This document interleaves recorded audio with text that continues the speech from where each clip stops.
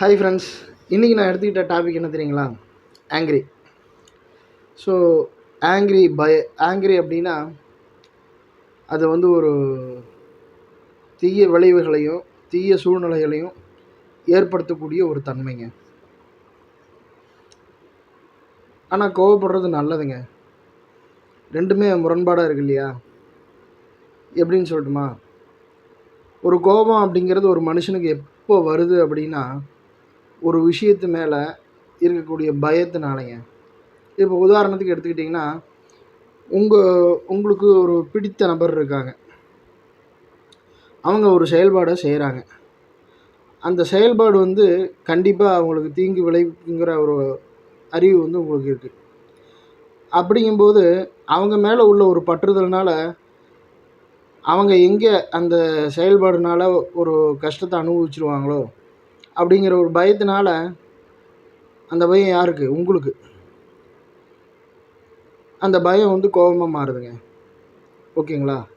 So இது நல்லது தான், ஒன்றும் தப்பு இல்லை.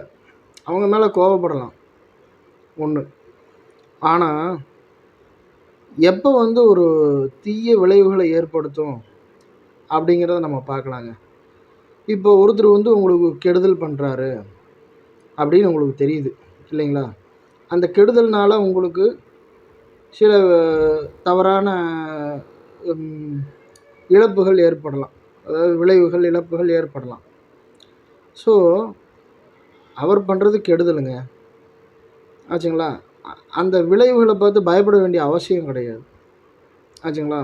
எப்பயுமே கெடுதல் நிலச்சி நிற்க போகிறது கிடையாது. அந்த நம்பிக்கை நமக்கு முதல்ல வேணும், சரிங்களா? அப்படிங்கும்போது அந்த கெடுதல் உங்களை எந்த அளவுக்கு பாதிக்கிறது அப்படிங்கிற ஒரு புரிதல் இருந்ததுனாவே உங்களுக்கு போதுங்க. அந்த சூழ்நிலையில் அந்த பயம் உங்களுக்கு அவசியம் இல்லை. அந்த பயம் இல்லைனாவே ஆட்டோமேட்டிக்காக உங்களுக்கு கோபங்கிறது வராதுங்க, ஆச்சுங்களா? ஸோ நம்ம எந்த சூழ்நிலையில் கோபப்படுறோம், ஆச்சுங்களா, அந்த கோபத்துக்கு ஒரு மதிப்பு இருக்குங்க, ஆச்சுங்களா? நீங்கள் ஒரு தவறான நபர் மேலே கோபப்பட்டீங்க அப்படின்னா, அதாவது உங்களுக்கு கெடுதல் பண்ணுறவங்க மேலே கோபப்பட்டீங்க அப்படின்னா, அது ஒரு மண்ணில் விதைக்கப்படக்கூடிய விதை மாதிரிங்க. அதுக்கு எந்த ஒரு பிரயோஜனமுமே கிடையாது.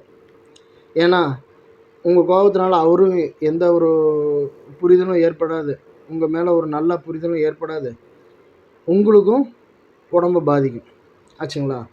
இதே உங்களுக்கு நன்மை செய்யக்கூடிய நபர் ஒரு விஷயத்தில் பாதிக்கப்படுறாருன்னா அந்த இடத்துல அந்த கோபங்கிறது சரிதானுங்க, தப்பு இல்லை. ஸோ நம்ம எந்த இடத்துல கோபப்படுறோம்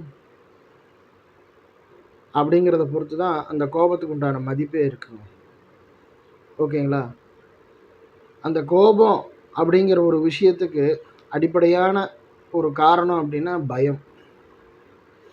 உங்கள் பயம் நல்ல பயமாக இருந்தது அப்படின்னா அந்த கோபம் நல்லதுங்க, தப்பு இல்லை, ஆச்சுங்களா? ஸோ அந்த பயம் எதனால் வருது? ஓகே, இப்போ அந்த நல்ல விஷயத்தை நம்ம எடுத்துக்குவோம். ஒரு பாசிட்டிவான செயல்பாட்டுக்கு கோவப்படுறோம் அப்படின்னு வச்சுக்கோங்களேன். அந்த செயல்பாடு அவங்க பாதிப்படைகிறாங்க. அந்த பாதிப்பு அடையாத வகையில் நம்ம அவங்கள எப்படி காப்பாற்றலாம் அப்படிங்கிற ஒரு அறிவு உங்களுக்கு அந்த இடத்துல இல்லை, ஓகேங்களா? ஸோ அந்த இடத்துல உங்களுக்கு அந்த பயம் ஏற்படுது. ஸோ நான் என்ன சொல்கிறேன்னா, அந்த இடத்துல கூட அந்த அறிவை நம்ம வளர்த்திக்கலாம். இப்போ அந்த சூழ்நிலையில் நம்ம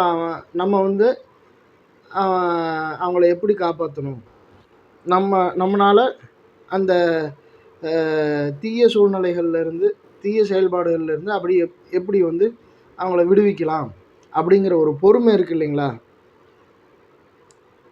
அந்த ஒரு பொறுமை எப்போ வரும் அப்படின்னா அந்த அறிவுனால் வருங்க. அந்த தீய தீய செயல்பாடுகள்னால, ஓகேங்களா, ஏற்படக்கூடிய விளைவுகளை ரெக்டிஃபை பண்ணுறதுக்கு, சால்வ் பண்ணுறதுக்கு உண்டான அறிவு நம்ம கேதர் பண்ணிக்கிட்டோம் அப்படின்னா அந்த இடத்துல கூட கோபம் தேவையில்லைங்க, ஓகேங்களா?